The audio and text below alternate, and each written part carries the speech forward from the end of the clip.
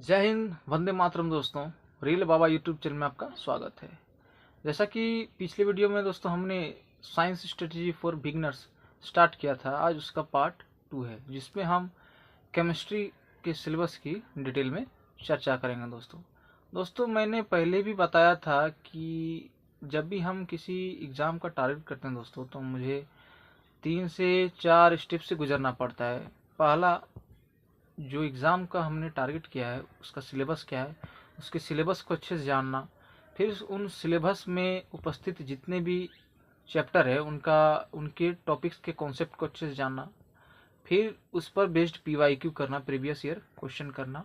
उसके बाद time management के लिए मॉक टेस्ट लगाना। इन चीज़ों से गुजरना पड़ता है दोस्तों। तो चलिए केमिस्ट्री के सिलेबस का हम डिटेल में चर्चा करते हैं और मैंने कैसे केमिस्ट्री के सिलेबस को ख़त्म किया, आइए देखते हैं।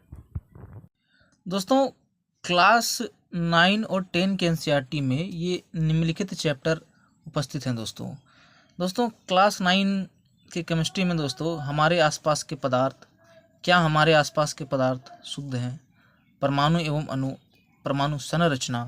क्लास 10 में दोस्तों चैप्टर्स हैं रासायनिक अभिक्रियाएं एवं समीकरण। फिर है दोस्तों आपका अम्ल, क्षारक एवं लवण।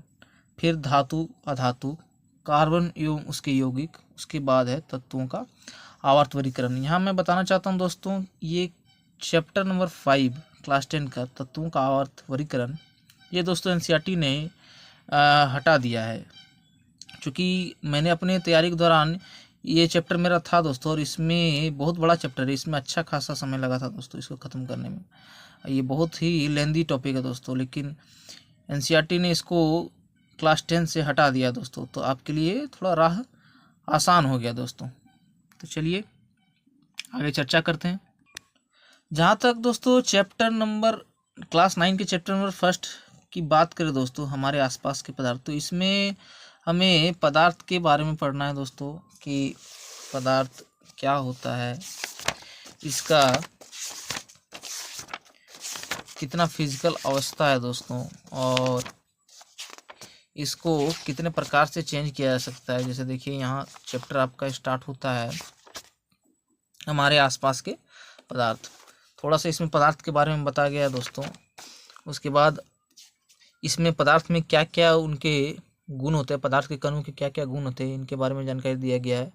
फिर आप इन पदार्थ की अवस्थाओं को कितने प्रकार से चेंज कर सकते हैं आप, दाब के द्वारा, ताप के द्वारा, इनके बारे में चर्चा है। इसमें उतना केमिस्ट्री में उतना न्यूमेरिकल नहीं है दोस्तों, ज़्यादा से ज़्यादा आपका थ्योरी ही है, आपको थ्योरी से अच्छा से पढ़ना है। इस चैप्टर में न्यूमेरिकल की बात करें तो आपका सिर्फ टेम्परेचर चेंज करने का है जो न्यूमेरिकल है दोस्तों, केल्विन से की आपका डिग्री सेल्सियस में आना, और डिग्री सेल्सियस से फिर केल्विन में आना, इस टाइप के न्यूमेरिकल छोटा मोटा यहाँ पर है। जिसे आप यहाँ देख सकते हैं, थोड़ा सा आप देख सकते हैं कि यहाँ पर केल्विन से आपको सेल्सियस में चेंज करना है, फिर सेल्सियस से केल्विन में, तो ये छोटा मोटा न्यूमेरिकल है। चैप्टर नंबर 2 की बात करें दोस्तों, क्या हमारे आसपास के पदार्थ शुद्ध हैं। यहाँ देखिए गौर करने वाली बात है दोस्तों, एक केमिस्ट्री में एक देखिए आप, तो एक क्रम ही बना हुआ है, आप ध्यान से देखें तो पहले आपको आसपास के पदार्थ यानी पदार्थ के बारे में जानना है। फिर दोस्तों जो आप वो पदार्थ पढ़ें वो क्या शुद्ध है। साइंटिफिक लेवल में शुद्ध किसी और को ही बोला जाता है दोस्तों। हम लोग सोचते हैं कि शुद्ध का मतलब वो साफ है कि नहीं, कुछ मिलावट है, अशुद्धि, वो नहीं है दोस्तों। साइंटिफिक लेवल में शुद्धता की परिभाषा एक अलग ही है। तो आपने जो पदार्थ पढ़ा वो शुद्ध है कि नहीं, और शुद्ध है तो वो माइक्रोस्कोपिक लेवल पर परमाणु अणु, फिर परमाणु अणु के बारे में पढ़ना है दोस्तों। परमाणु अणु पढ़ लेंगे, फिर उसकी संरचना, क्या उसकी संरचना है, तो एक क्रम है दोस्तों एनसीईआरटी में, आप ध्यान से देख सकते हैं।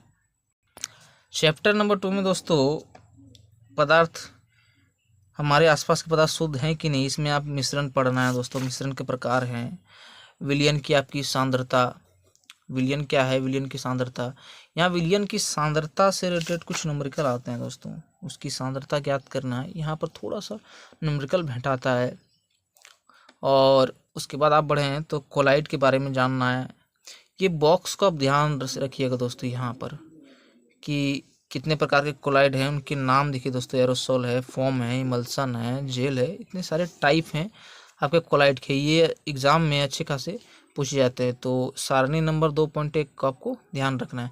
मैं बता दूं दोस्तों, मुझे जहाँ जहाँ तैयारी के दौरान लगा, चाहे वो साइंस रहे, रीजनिंग रहे, मैथ रहे, मुझे जहाँ जहाँ लगा कि भाई इस डाटा को मैं भूल सकता हूँ, मैं तुरंत उसका छोटा सा पेज में मैं इसको कटिंग करके उसमें लिख लेता था, तुरंत दीवार में चिपका देता था दोस्तों, ताकि मेरा नज़र उसमें बार बार पड़ता रहे, मुझे वो डाटा याद रहे। जैसे इस चीज़ को मैंने अपने दीवार में चिपका लिया था दोस्तों कि भाई ठोस द्रव आपस में मिलने के बाद इसको एरोसोल बोलते हैं, आपका ठोस गैस को फिर एरोसोल बोलते हैं, द्रव द्रव को इमल्सन बोलते हैं। ये टाइप हैं आपके कोलाइड के।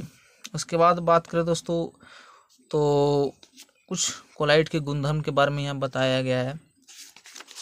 कुल मिलाकर मैं बात करूँ तो केमिस्ट्री में दोस्तों ज़्यादा से ज़्यादा आपका थ्योरी है, आपको थ्योरी को बहुत ही अच्छा से पढ़ना है। उनके परिभाषा, जितने भी आपको चैप्टर में परिभाषा आपको मिल रहे हैं, उन परिभाषाओं को अच्छे से देखना है। यहाँ देख सकते हैं थोड़ा सा न्यूमेरिकल है इस चैप्टर में।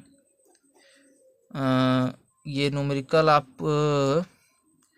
है विलियन से रिलेटेड है न्यूमेरिकल दोस्तों। कुछ आपका देख सकते हैं MCQ क्वेश्चन भी हैं।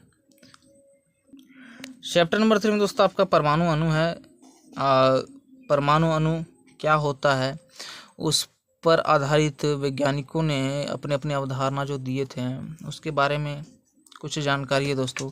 स्थिर अनुपात का नियम है, द्रव्यमान संरक्षण के नियम है, और कुछ उनके सिंबल है जो डाल्टन भाई साहब ने आपका दिया था कि किस तत्व को क्या सिंबल रहेगा। मतलब जितने भी जानकारी आपके NCERT में दिया गया दोस्तों, हर एक टॉपिक का जानकारी अपने आप में बहुत इम्पोर्टेंट है, उनको ध्यान से देखना है दोस्तों। ये जितने भी आपके बॉक्स में हैं इनको आपको रट जाना, एक तरह से याद कर लीजिएगा दोस्तों, कहीं भी कुछ भी नहीं छूटना चाहिए। NCERT में आपको एक लाइन याद रहना चाहिए। फिर हाँ दोस्तों, यहाँ पर एक न्यूमेरिकल सब आता है, आणविक द्रव्यमान पर बेस्ड न्यूमेरिकल होंगे, और फिर आपका मोल संकल्पना पर है दोस्तों, मोल निकालने पर अवगाड्रो नंबर्स, इनके बीच जो रिलेशन आता है दोस्तों, मोल अवगाड्रो संख्या के बीच जो संबंध है, इस पर बेस्ड आपके क्वेश्चंस पूछे जाते हैं दोस्तों। ये न्यूमेरिकल थोड़ा सा ध्यान रखिएगा दोस्तों कि देखिए यहाँ पे एक एग्जांपल है, 52 ग्राम हीलियम है तो द्रव्यमान से हमको मोल प्राप्त करना है, तो मोल से द्रव्यमान और द्रव्यमान से मोल, इस तरह से आपको चेंजिंग करना आना चाहिए दोस्तों। यहाँ पर देख सकते हैं ये न्यूमेरिकल को आपको अच्छे से कर लीजिएगा। अवगाड्रो नंबर पर बेस्ड न्यूमेरिकल ये पूछे ही जाते हैं।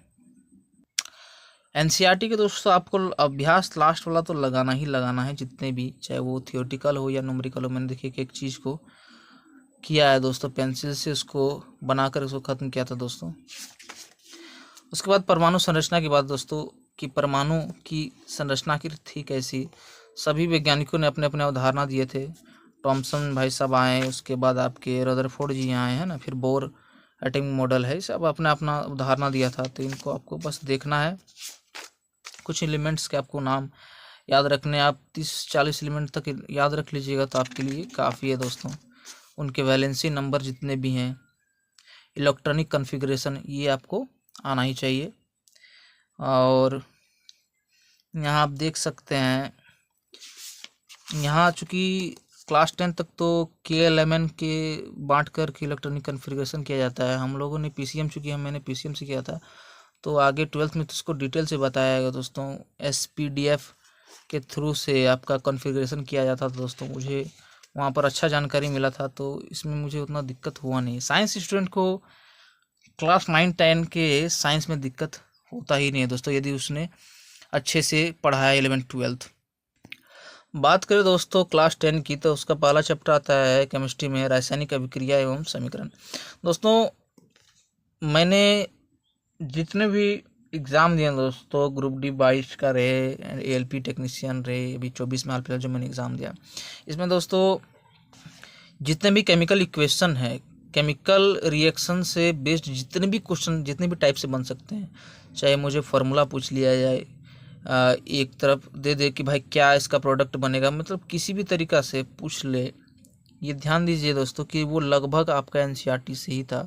NCERT के बाहर से आपका केमिकल रिएक्शन पूछा ही नहीं जाएगा। तो आपको एक एक चीज़ दोस्तों चट जाना है। जैसे यहाँ देखिए एक फिगर से समझाया है दोस्तों, आपका मैग्नीशियम रिबन जल रहा है वायु की उपस्थिति में, तो ये जो रिएक्शन है ये अपने आप में बहुत इंपॉर्टेंट है दोस्तों।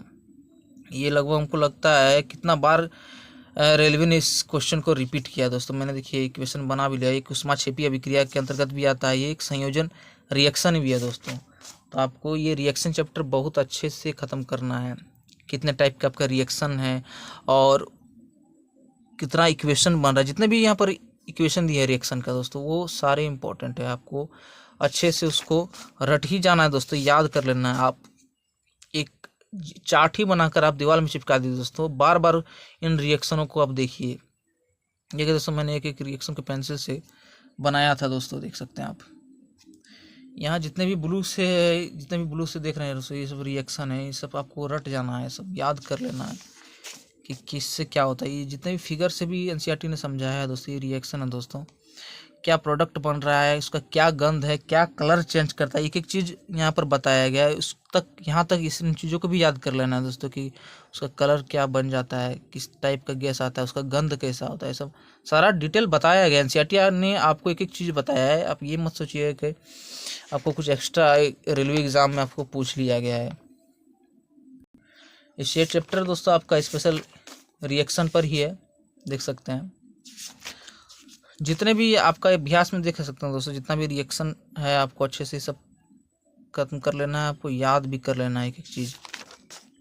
दूसरा चैप्टर आता है दोस्तों आपका अम्ल, क्षार एवं लवण। इसमें आपको बेसिक अम्ल के बारे में, क्षार के बारे में, लवण के बारे में जानना है। अम्ल क्षारक जानने के बाद दोस्तों जब आप लवण में आइएगा तो लवण में कुछ इंपॉर्टेंट साल्ट्स के बारे में आपको पढ़ना है दोस्तों। बेकिंग सोडा है, धावन सोडा है ना, उसके बाद आपका डिटर्जेंट है, साबुन है, ये सब चीज़ के बारे में आपको आपका ब्लीचिंग पाउडर है, इन चीज़ों के बारे में आपको देखना है। जितने भी चैप्टर्स आप गुजर रहे दोस्तों, वहाँ पर आप जितने भी रिएक्शंस देख रहे हैं इनको आपको याद कर ही लेना है। देखिए यहाँ पर भी वो सारे रिएक्शंस है, क्योंकि केमिस्ट्री यानी रिएक्शन, रिएक्शन यानी केमिस्ट्री। जितने भी हैं कुछ अम्ल के जितने भी यौगिक हैं दोस्तों, जितने टाइप के अम्ल होते हैं, देखिए यहाँ पर ये बॉक्स, हरा बॉक्स को आपको याद कर लेना है कि सिरका में क्या पाया जाता है, संतरा में क्या होता है, इमली में किस प्रकार का अम्ल पाया जाता है, सब याद करना है दोस्तों। और आपका देखिए प्लास्टर ऑफ पेरिस, सब इंपॉर्टेंट यौगिक है, लवण है दोस्तों, इसको आपको याद करना है। इस चैप्टर में आपको लवण के बारे में बताया गया है। फिर बात आती है दोस्तों धातु एवं अधातु। धातु अधातु के बारे में स्पेशल आपको पढ़ना है दोस्तों। उसके क्या आपका भौतिक गुणधर्म है, उनके क्या रासायनिक गुणधर्म है धातु अधातु के। फिर आपका उसका क्लासिफिकेशन देखना है दोस्तों। फिर धातु आप किस तरह से निकाला जाता है, उनकी प्रक्रियाओं के बारे में देखना है दोस्तों। ये थोड़ा सा लंबा चैप्टर है, इसको आप एक एक करके, फिर उसके रिएक्टिविटी के क्रम को भी याद कीजिएगा दोस्तों, ये बहुत इंपॉर्टेंट है दोस्तों। ये वाला अभिक्रियाशीलता श्रेणी दोस्तों, इसको याद करना है कि कौन ज़्यादा अभिक्रियाशील है, फिर उसके बाद कौन आता है, फिर उसके बाद कौन आता है, सब या ये चीज़ तो मैंने चिपका लिया था दोस्तों बार बार देखने के लिए, ताकि मुझे याद हो जाए। फिर आपका आयनिक यौगिक है दोस्तों, सहसंयोजक यौगिक है, इनको आपको देखना है। तो स्पेशल यहाँ पर धातु अधातु पर यही सब दिया है दोस्तों। फिर बात आता है दोस्तों कार्बन एवं इसके यौगिक। ये चैप्टर ही स्पेशल दोस्तों कार्बन और उसके यौगिक पर बेस्ड है। कार्बन के बारे में आपको स्पेशली डिटेल में इसको पढ़ना है कि भाई कार्बन है क्या चीज़, किस तरह का इलेक्ट्रॉनिक कॉन्फ़िगरेशन दिखाता है, इसके क्या गुण हैं और किस तरह से अपने बगल वाले के साथ वो रिएक्शन करता है दोस्तों। इसके बहुत सारे कंपाउंड बनते हैं। संतृप्त असंतृप्त कार्बन यौगिक के बारे में आपको पढ़ना है। और इसके जितने भी क्रियाशील समूह है ना, में आपका अल्कोहल, एल्डिहाइड है, कीटोन है, कार्बोक्सिलिक एसिड है, एल्केन है, एल्किन, एल्काइन, बस यही सब पढ़ना है इस चैप्टर में दोस्तों आपका। और जितने भी रिएक्शन है, हर एक चैप्टर में जितने भी रिएक्शन है उनको आपको अच्छे से देखना ही है दोस्तों। आप देख सकते हैं एथेनोइक अम्ल है दोस्तों, फिर एथेनॉल है, मेथेनॉल, ये सब कार्बनिक यौगिक हैं। लास्ट में साबुन अपमार्जक के बारे में दिया है, इनको भी सबको देखना है। बस यही सब है दोस्तों।